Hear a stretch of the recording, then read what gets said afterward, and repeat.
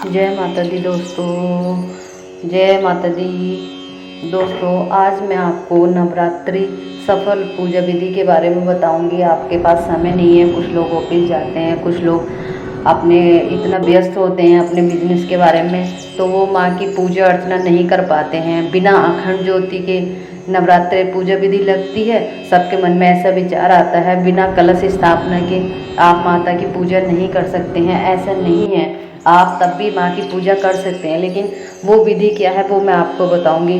Please आप नए आए हैं, चैनल को लाइक करिए, झलक दानी चैनल को सब्सक्राइब करिए, ताकि आगे की ऐसी जानकारी मैं आप लोगों तक पहुंचाती रहूं। माता के 9 दिन तक बहुत महत्वपूर्ण ये अर्चना पूजा पाठ हो रहता है, और इसमें हर एक कोई माता की पूजा और अर्चना करना चाहता है। दोस्तों, कैसे सिंपल हम माता की पूजा और अर्चना करेंगे, मेरे साथ वीडियो में बने रहिए, वीडियो छोड़कर मत जाना, फिर आपको पता नहीं चलेगा कि मैंने कैसे किस विधि के अनुसार आप माता की पूजा और अर्चना करेंगे। इन 9 देवियों में इस बार पूरे 9 नवरात्र हैं माता के, एक भी कम है ना एक भी ज़्यादा है। इस बार माता की पूजा 9 दिन तक ही रहेगी। आप इसमें व्रत की विधि मैं आपको बताती हूँ कि प्रातः नित्य कर्म से निवृत्त हो स्नान कर मंदिर में या घर पर ही नवरात्रि में दुर्गा जी का ध्यान करके यह कथा करनी चाहिए और हमें पूजा स्टार्ट करनी चाहिए। कन्याओं के लिए यह व्रत विशेष फलदायक होता है। सभी व्रत रखते हैं, लेकिन कुछ लोग नहीं रख पाते हैं, जो लोग जॉब करते हैं। इसमें काफ़ी नियम होते हैं जिसके कारण नहीं रख पाते हैं। ऐसा भी नहीं है कि इस बार पकड़ लिए हमने शारदीय नवरात्रे, अगली बार नहीं रखेंगे, ऐसा बीच में नहीं रखते और छोड़ते हैं, अशुभ माना जाता है। या तो आप स्टार्टिंग से पकड़ते हैं तो आप हमेशा ही रखिए। अगर किसी कारणवश या तो प्रेगनेंसी के दौरान आप नहीं रख पा रहे हैं या आपके कोई और प्रॉब्लम आ गई है तो उसके कारण नहीं रख सकते हैं आप, लेकिन कोई बात नहीं, वो माता रानी जानती है। लेकिन अपनी मर्जी से नहीं रख सकते और छोड़ सकते हैं। कहते हैं इसमें आपने जब भी नवरात्र स्टार्ट किए हैं तो हमेशा ही उन्हें पूरे रखिए। अगर आप हमेशा पूरे नहीं रख सकते हैं तो आप फलार खाकर रख सकते हैं। फलार के नहीं तो एक समय भोजन भी कर सकते हैं। जो लोग बुजुर्ग हो जाते हैं, जिनसे नहीं रखे जाते, माता की श्रद्धा होती है कि हमें व्रत रखने हैं, तो वो एक समय भोजन भी कर सकते हैं। लेकिन भोजन कौन सा करना है, उन्हें नमक नहीं खाना है। सेंधा नमक का भोजन एक समय कर सकते हैं। श्री जगदम्बा की कृपा से सब विघ्न दूर हो जाते हैं। जो भी स्त्री और महिला इस व्रत को रखती हैं या लड़की कवारी कन्याएं, उनको सब विघ्न दूर हो जाते हैं उनके, तथा सुख स्मृति को प्राप्त होती है। तो आइए हम स्टार्ट करते हैं बिना अखंड ज्योत और बिना कलश स्थापना के पूजा कैसे करते हैं। पूजा करने का सबसे पहला नियम है कि आप सुबह भोर के समय उठिए। आपको वैसे भी ड्यूटी जाना है या आप कहीं और कुछ वर्क करते हैं, तो उसके कारण जितना आपके पास समय है उस तरह से माता की अर्चना। आप मैं साधारण विधि आपको बताती हूँ कि इस तरह भी आप अगर माता की पूजा करेंगे तो आपको फल मिलेगा और सुख शांति माता का असीम कृपा आप पर बनी रहेगी।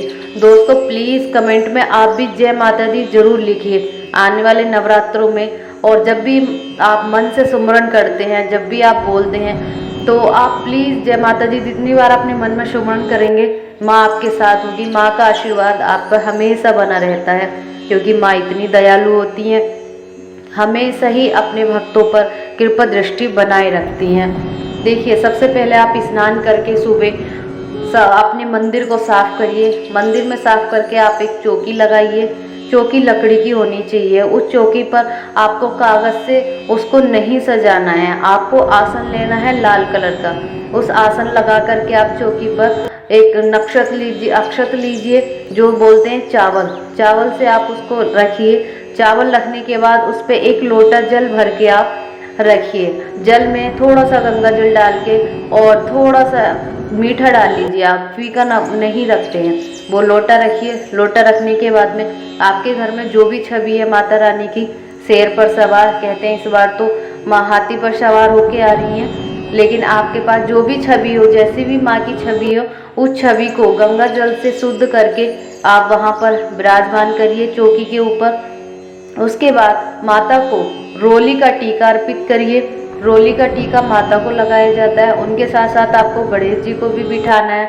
माँ लक्ष्मी। आपके घर में अगर छवि है तब ये आप कर सकते हैं भोले बाबा, अगर नहीं है तो आप सिंगल माता रानी की छवि भी रख सकते हैं। ऐसा कुछ नहीं है कि इन सबको आपको जरूर रखना है। ये लड्डू गोपाल को, आपके मन में ये क्वेश्चन उठ रहा होगा कि जिनके घर में लड्डू गोपाल की सेवा करते हैं तो वो लड्डू गोपाल को इन दिनों में क्या उनको भोग दे सकते हैं या उनकी पूजा अर्चना कर सकते हैं या नहीं कर सकते हैं। तो दोस्तों मैं अगली वीडियो मेरी आप देख लेना, उसमें आपको मैं बता दूंगी कि लड्डू गोपाल की सेवा करनी है या नहीं करनी है, किस तरह करनी है, वो सारी डिटेल मैं आपको उस वीडियो में बताऊंगी।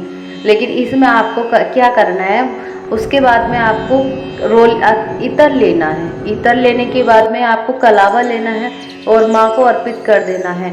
एक लाल चुनरी लेनी है जो माँ की छवि के ऊपर आपको ओढ़ानी है। लेकिन हमें जो सिंदूर है वो रोली हम भोले बाबा को नहीं लगाते हैं, उनको चंदन लगाया जाता है।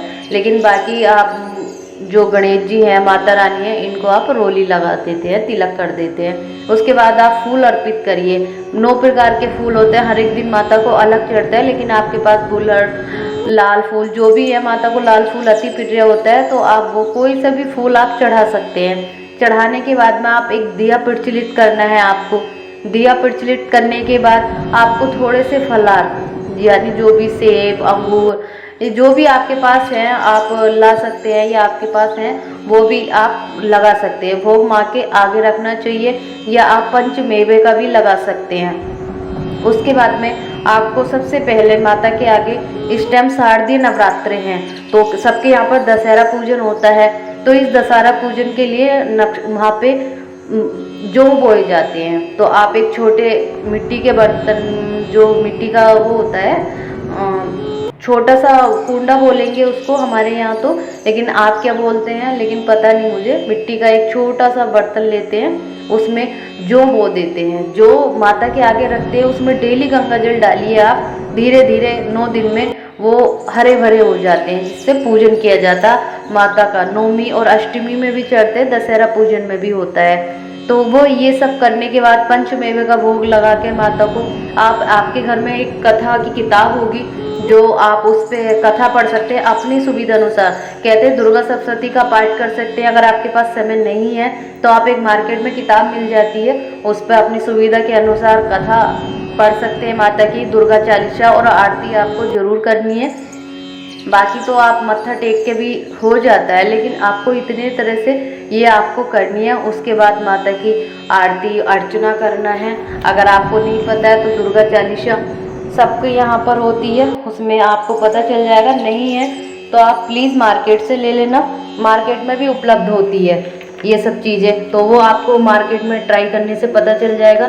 इसमें माँ अम्बे के और दुर्गा चालीसा के साथ आपको ये विधि समापन करनी है। ये थी साधारण विधि। अगर आपके मन में ऐसा है कि कुछ लोग कहते हैं कलश स्थापना नहीं करी आपने, या आपने अखंड ज्योत नहीं जलाई है, तो अखंड ज्योत के बारे में आपको बताती हूँ। अखंड ज्योत कंटिन्यू 9 दिन तक जलानी होती है। उसके नियम है कि आपको धरती पर ही सोना है, आपको किसी के घर नहीं जाना है, बाहर का नहीं खाना होता है, चारपाई पर नहीं बैठना होता है, आपको देसी घी की माँ की अखंड ज्योत जलानी है। अगर आप ड्यूटी वाले हैं या आप कहीं काम करते हैं, घर पर नहीं जला पा रहे हैं, इस समय में घर पे ताला नहीं लगता है, तो आपको सोच लेना है कि किस तरह से आप नहीं कर पा रहे हैं ये सब कुछ, और आपकी श्रद्धा है माँ के प्रति, तो आप उतना घी मंदिर में आप देकर आ सकते हैं। वहाँ हमेशा अखंड ज्योत जलती रहती है, तो जो आपका घी है वो वहाँ आपकी ज्योत जलती रहेगी। तो अपने मन में बिल्कुल भी निराश मत होइए कि हम माँ की ज्योत नहीं जला पाए, तो आप ये भी कर सकते हैं अगर आपकी श्रद्धा है। तो मैं ये आपको ये भी सही होता है, क्योंकि वहाँ तो माता हमेशा ही बैठी होती है, तो आप ये भी कर सकते हैं। आपको पूरी तरह से लाभ मिलेगा, फल मिलेगा, और माँ की असीम कृपा आप पर बनी रहेगी। दोस्तों, आप पहली बार आए हैं तो प्लीज़ झलकदानी चैनल को सब्सक्राइब करें, लाइक करें, ताकि आगे की वीडियो मैं आप लोगों तक पहुंचाती रहूं। इस तरह की जानकारी लाती रहूं आप लोगों के बीच। मैं अपनी जानकारी शेयर कर रही हूं ताकि उन लोगों को जो लोग व्रत रखते हैं, कुछ पता होता है कुछ नहीं पता होता है। पहले तो दादी अम्मा घर में होती थी, सब कुछ बताती रहती थी, लेकिन अब सब लोग पढ़ते हैं, लड़कियां बाहर रहती